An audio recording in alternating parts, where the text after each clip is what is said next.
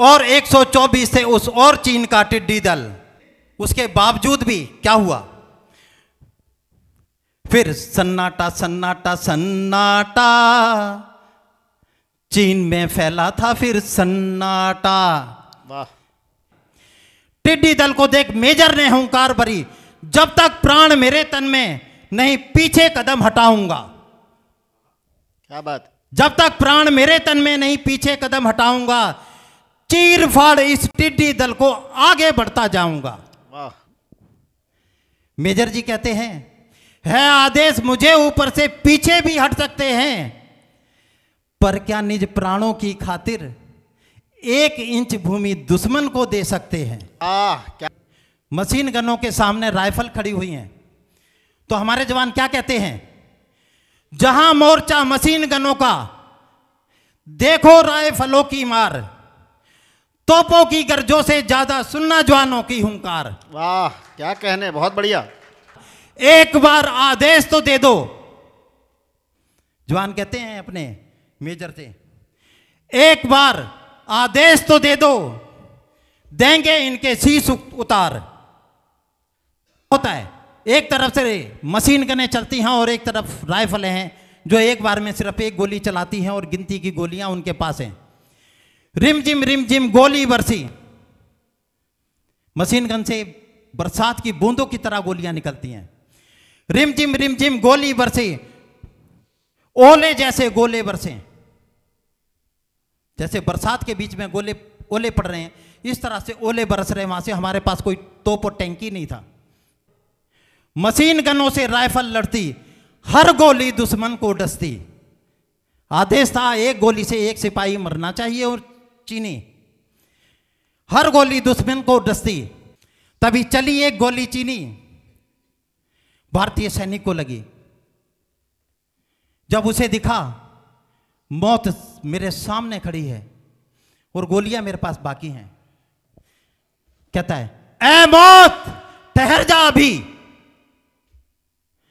ऐ मौत ठहर जा अभी, है गोली बाकी लड़ूंगा अभी। मौत को भी आंखों में आंखें डाल के गुलशन जी उन्होंने कह दिया,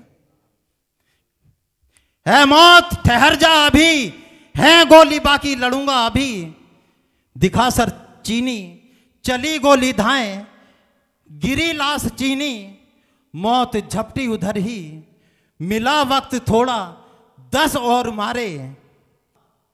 हुई खत्म गोली, फिर मौत को टोका, मां भारती को किया प्रणाम अंतिम, और अपनी लाश अपनी ही संगीन पर बिछा दी। वाह, क्या कहने। निर्धारित करने का मुझे हुक्म हुआ है। मेरा आपसे अनुरोध है कि सभी सीमाओं का ध्यान रखेंगे। इसके पश्चात कवि सम्मेलन होगा। मैं आग्रह कर रहा हूं श्री नवरत्न जी से कि वो अपने विचार रखें। एक बार जोरदार तालियों के साथ आप उनका अभिनंदन करें। श्री नवरत्न जी। नए वर्ष की सभी को शुभकामनाएं और सम्मानित बगल में बैठे हुए सभी भाई बहन और महेंद्र जी जिन्होंने मुझे यहाँ बुलाया। और बेरोजगारी के बारे में मुझे ज़्यादा तो नहीं मालूम, लेकिन मैं जो अपना अनुभव है, मैं अपना अनुभव शेयर करने की बात ज़रूर कर सकता हूँ। आज़ादी से पहले और अब मैं क्या खाया और क्या पाया, तो मुझे लगता है कि आज़ादी के बाद क्योंकि एक डेवलपमेंट कंटिन्यूस चल रही है, तो सभी ने बहुत कुछ पाया है। वो भी एक जीवन बहुत अच्छा जीवन था, आज का एक जीवन भी एक श्रेष्ठ और बहुत अच्छा जीवन है। अब जहाँ बेरोजगारी की पर बात कर रहे हैं, तो बेरोजगारी पे जो मेरा एक विचार है कि एक आदमी के अंदर प्रत्येक जो परमात्मा का एक अंश है, उसके पास अथाह शक्तियाँ हैं। हमें अपनी शक्तियों को समझ के अपने आप को श्रेष्ठ जीने की अगर चाह हम लोगों के अंदर कहीं होगी, तो हमें कहीं नौकरी के लिए या किसी पे डिपेंडेंट होने की जगह बल्कि हम समाज में एक दूसरे को अल्टीमेट सपोर्ट करने की कोशिश कर सकते हैं, क्योंकि हम एक दूसरे के कॉम्प्लीमेंट्स हैं, पूरा कहीं कॉम्पिटिटर नहीं है। हमारी एजुकेशन सिस्टम में अगर थोड़ा रिफॉर्म लाए, प्रैक्टिकल बेस्ड एजुकेशन लेके आए, तो मुझे लगता है कि शुरू से जैसे हम पैदा हुए हैं, जब से हमें ध्यान है कि कुछ ना कुछ काम करते हुए आ रहे थे, मतलब स्कूल का काम भी कर रहे थे, घर में भी काम करते थे। एक लाइफ बहुत अच्छी इंटरेस्टिंग लाइफ थी और आज की भी लाइफ बहुत अच्छी है। अगर बेरोजगारी को खत्म करना है तो एक मेडिटेशंस को हम अडॉप्ट करें और प्रैक्टिकल बेस एजुकेशन सिस्टम शुरू से लागू कर दिया जाए, तो उससे क्या होगा कि बच्चे भी, घर में भी माँ बाप टीवी के आगे लगे हुए हैं, तो बच्चों को भी वही टीवी के आगे की देने की चीज़ें आ रही है।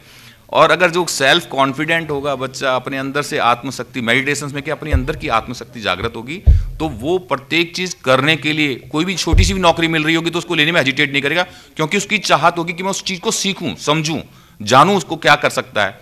तो जहाँ छोटी चीज़ करके और सत्यता, प्रेम और पूरी निष्ठा के साथ काम करेगा तो हर जगह जीती जीते। कौन से मालिक को ऐसा एम्प्लॉय नहीं चाहिए जो उसके बाजू बन जाए किसी प्रकार से, वो उस पर सब कुछ छोड़ के जाता है, 100% छोड़ के जा सकता है अगर वो श्रेष्ठ कार्य कर रहा हो। थैंक यू जो उन्होंने मुझे बुलाया। ये मेरे अपनी निजी विचार हैं जो मुझे अपने अंदर से अनुभव होते हैं कि मुझे लगता है अगर ये विचार सबके अंदर आ जाए तो किसी को नौकरी मांगने की जरूरत नहीं होगी, बल्कि उसके प्रति सबको कहेंगे भाई मेरे यहाँ आओ, इतना श्रेष्ठ काम करने वाले, पूरे वर्ल्ड में उनकी रिक्वायरमेंट रहेगी।